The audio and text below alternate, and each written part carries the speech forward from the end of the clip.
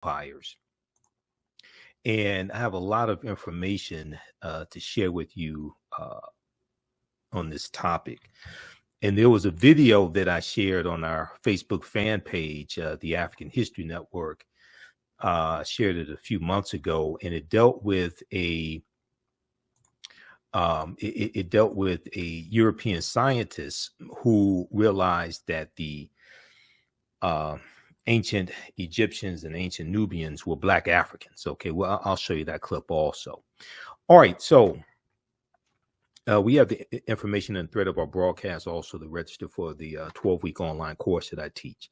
So the first African empire that we'll look at that Europeans tried to claim as their own is the empire of ancient Nubia, okay? And also you'll hear referred to as Ta Seti or Ta-Nehesi. When we look at, ancient Nubia existed from 4500 BC to 500 AD, 4500 BCE, before the Common Era, or BC, before Christ, to 500 AD, or Common Era. Now, ancient Nubia, or Ta Seti, also known as Kush, the region was known as Kush, was a region along the Nile River located in northern Sudan and southern Egypt. So today, the lower portion of the Sudan, the upper portion of the Sudan and the lower portion of Egypt historically was known as Nubia. All right. And we know that the geographical boundaries that exist today in the 54 African nations largely are the result of the Berlin Conference of 1884 and 1885 that was presided over by German Chancellor Otto von Bismarck. And these 14 European nations are going to carve Africa up into colonies, and they draw the geographical boundaries around the areas that had the natural resources and the mineral wealth that the respective European nations wanted. Okay, so the first monarchy, let me go back to that.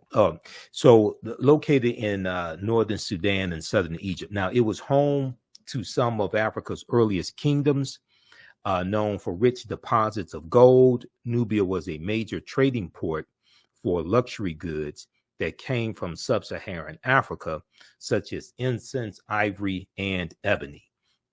Now, the first monarchy recorded in history was established in ancient Nubia. The Nubians were also known for exceptional archery skills that provided the military strength for their rulers. Pharaohs or kings of Nubia ultimately conquered and ruled Kemet, or Egypt, for about 100 years. Monuments still stand in modern Egypt and Sudan at the sites where Nubian rulers built cities, temples, and royal pyramids. Now, in the 1800s, the Western world's interest in Nubia was awakened by the rediscovery of the ancient empire's monuments, which were reported almost simultaneously by individual British, French, and American explorers. Now, many of these European explorers found it difficult to credit indigenous Africans for building such a civilization. So so what we see here is the same thing that they did with Egypt. They tried to say that, oh, well, these were brown-skinned Caucasians, or these were Semitic people, or these were reddish-skinned Caucasians, anything except Black Africans, because they don't want to have to admit that it was Black Africans who built these ancient civilizations that Europeans tried to claim as their own, but is also Black Africans that you have enslaved in the United States, in these various European countries also, when you talk about Great Britain, France, Portugal, etc. So they don't want to have to come out and admit, it's like, well, wait a second. You have these African people enslaved, all right, but you don't want to give credit to the civilizations that people built. And we know that African people did not stay stagnant, did not stay stationary. So we migrated. And some of the migration was voluntary. Some of the migration was forced, okay, because of invasions. So we know that the Yoruba that are in Nigeria, as well as the Dogon of Mali and Burkina Faso, okay, we know that they come from ancient Kemet. All right, so we're going to see African people migrate migrate from Nile Valley region of Africa to Central Africa to West Africa. All right, so many of them found it difficult to credit indigenous Africans for building such a civilization. We see the same thing with Zimbabwe as well. And then we also see, when we look at the Moors, the African Moors, we see Europeans tried to claim that, oh, all the Moors were Europeans. All right, now this video here, this is a European scientist who is disappointed when he finds out that ancient Egyptian pharaohs were Black Africans. Ancient Egyptian pharaohs were Black Africans. And I'm going to see if we can get this to play here. I'm going to go to this. Let's switch over to it. Just give me a minute here. All right, let's flip over to this video.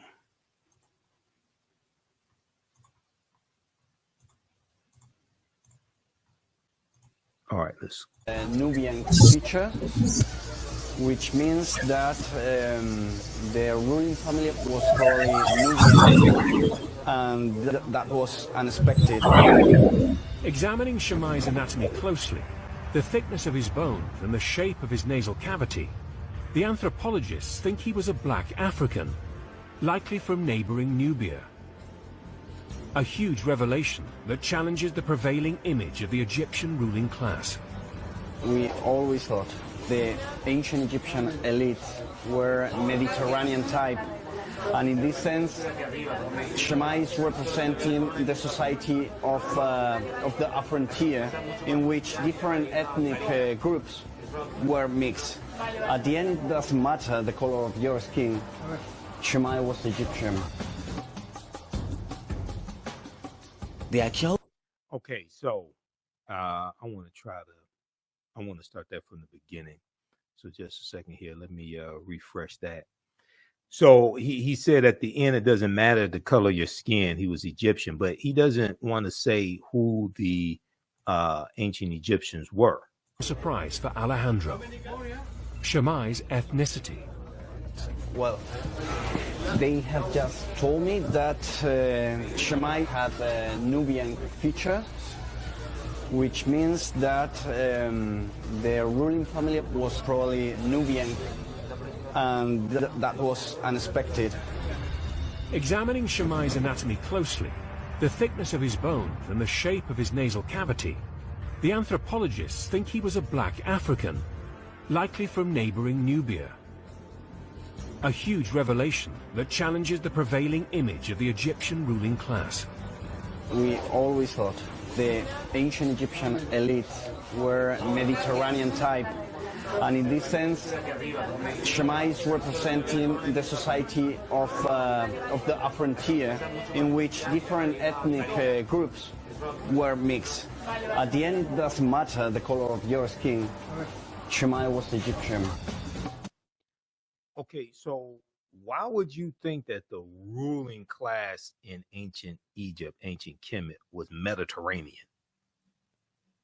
See, they said they were shocked. They were stunned. They were stunned that he's Black African. Really? These are the type of games that they play. Okay, these are the type of games that they play, and then they're so shocked. Oh my God, these are Negroes. Oh my God, you mean like the Negroes that we enslaved and told the world were inferior, right? And never contributed anything to world civilization.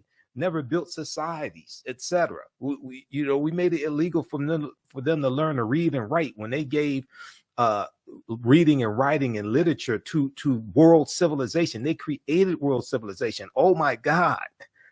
We can't let the world know this. Okay.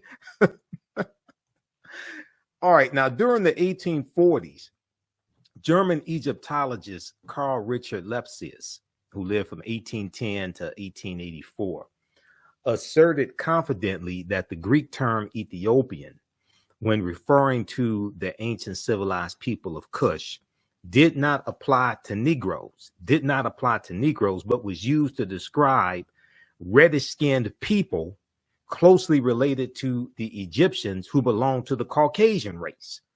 And when you read Nile Valley Contributions to Civilization by Tony Browder, which is one of the books that we use in the 12-week online course that I teach, Ancient Kemet, the Moors, and the Ma'afa, Understanding the Transatlantic Slave Trade, what they didn't teach you in school. And our next class is Saturday, March 18th, okay, 2 p.m. Eastern Standard Time.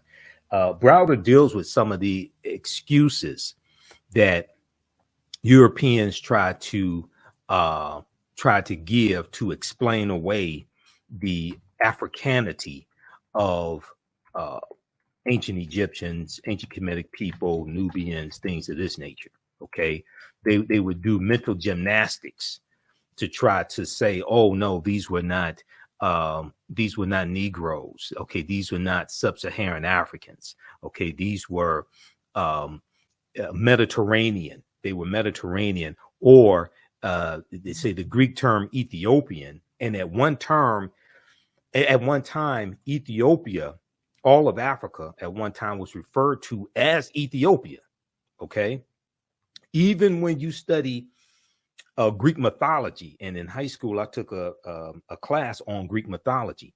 Even when you study Greek mythology, they tell you that Zeus, who was the king of the gods in Greek mythology, they tell you Zeus came from Ethiopia. All right, so this is deep in their history, and then you look at where they get the knowledge from. When like the Greco-Roman soldiers, when they conquer ancient Kemet, they're going to learn from the ancient Egyptians, the ancient Kemetic people, and they're going to take the little bit of knowledge that they learn. They learn less than 10%. They're going to take the little bit of knowledge that they learned. They take it back to Greece and Rome, but they take it to other parts of the world. They also take it to Ireland as well. Okay, so they said that during the 1840s, German Egyptologist Carl Richard Lepsius said that the Greek term Ethiopian, when referring to the ancient civilized people of Kush, did not apply to Negroes, but was used to describe reddish-skinned people closely related to the Egyptians who belonged to the Caucasian race. Was he trying to imply that Negroes were not civilized? Is that what he was trying to imply? Now, Nubia was the first recorded monarchy. Now, ancient Kemet, or Egypt, is the first major civilization in Africa for which records are abundant. It was not, however, Africa's first kingdom. A March 1st, 1979 New York Times front page article written by journalist Boyce Rensberger reported, quote, evidence of the oldest recognizable monarchy in human history, preceding the rise of the earliest Egyptian kings or pharaohs or Nasubites by several generations, has been discovered in artifacts from ancient Nubia.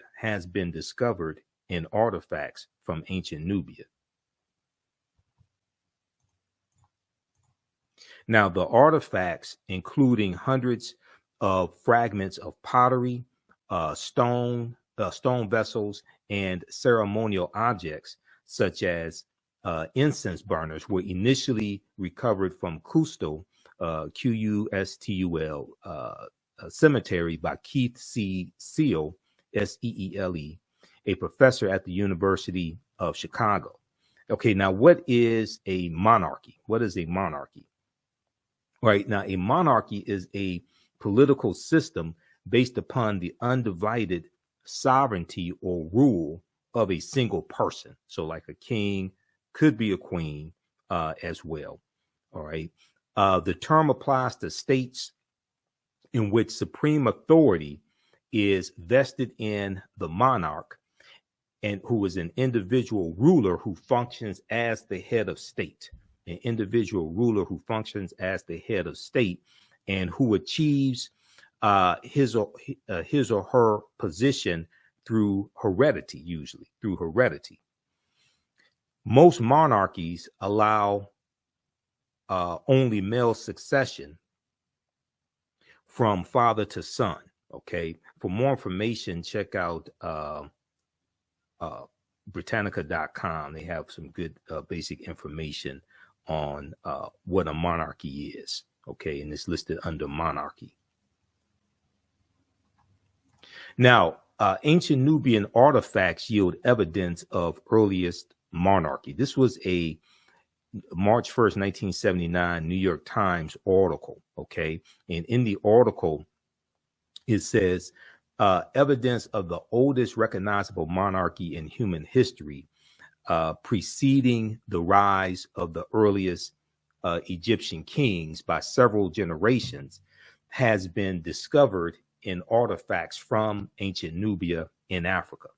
Until now, it had been assumed that at the time, the ancient Nubian culture, which existed in what is now northern Sudan and southern Egypt, had not advanced beyond a collection of scattered tribal clans and chiefdoms. The existence of rule by kings indicates a more advanced form of political organization. Okay, indicates a more advanced form of political organization in which many chiefdoms are united under a powerful and wealthier ruler. The discovery is expected to stimulate a new appraisal of the origins of civilization in Africa, raising the question of to what extent later Egyptian culture may have derived its advanced political structure from the Nubians. The various symbols of Nubian royalty that have been found are the same as those associated in latter times with Nasubites or pharaohs or Egyptian kings. So Nubia or Ta-Nehesi is the mother. Okay, Nubia or Ta-Nehesi is the mother, and the grandmother of ancient Kemet is Abyssinia or Ethiopia. All right, so all those civilizations are connected. You're dealing with Nile Valley region civilization.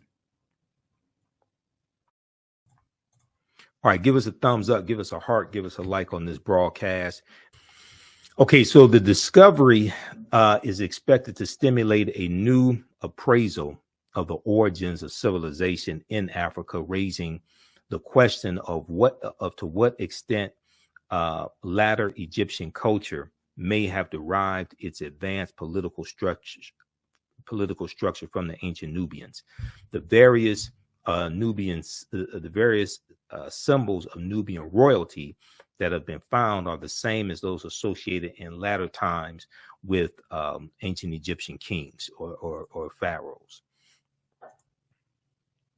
The new findings suggest that the ancient Nubians may have reached this stage of political advancement as long ago as 3300 BCE, before the Common Era, or BC, before Christ, several generations before the earliest documented Egyptian king.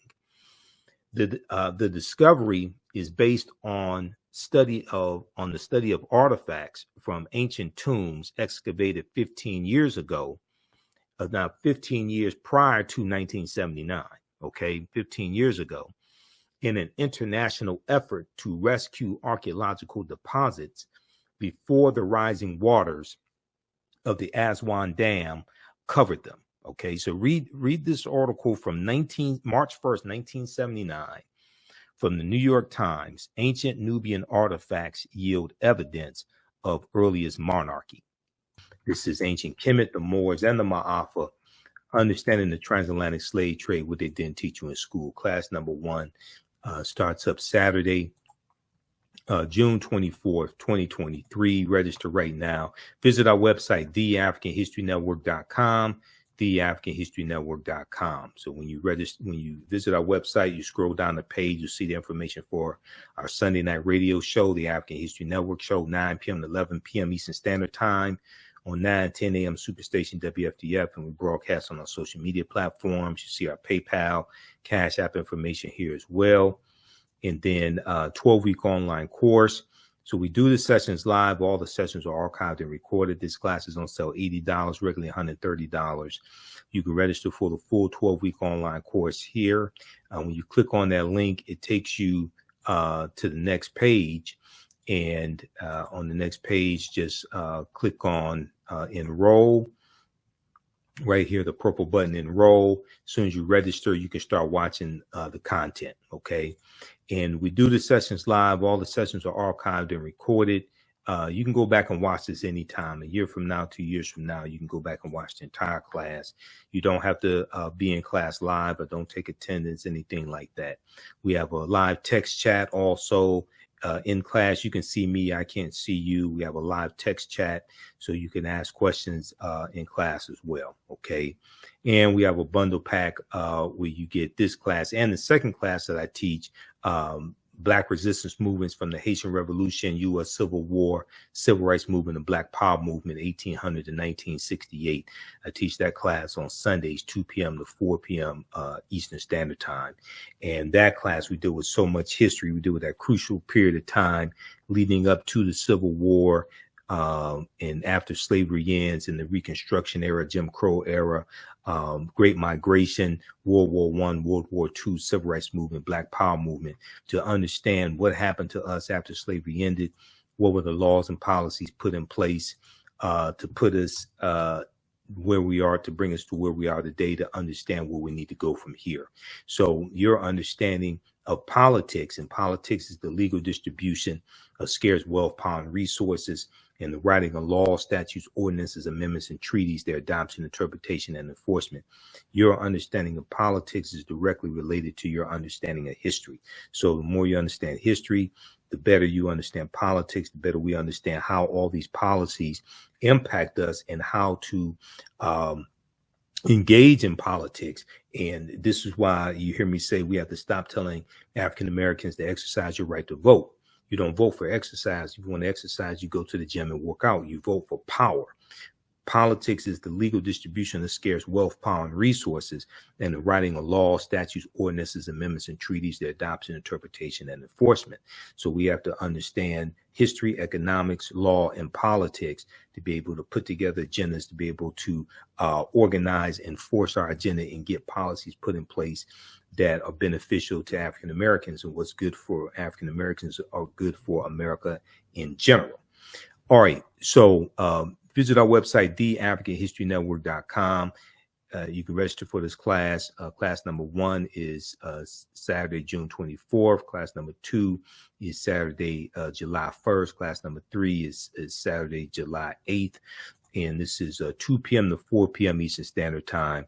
We have the link for the class in the thread of the broadcast. You can register right now. We have bonus content already uploaded that you can start watching, and you'll also get 5 of my lectures free included with the registration of this course. They will be in the video library, so you can stream 5 of my lectures also.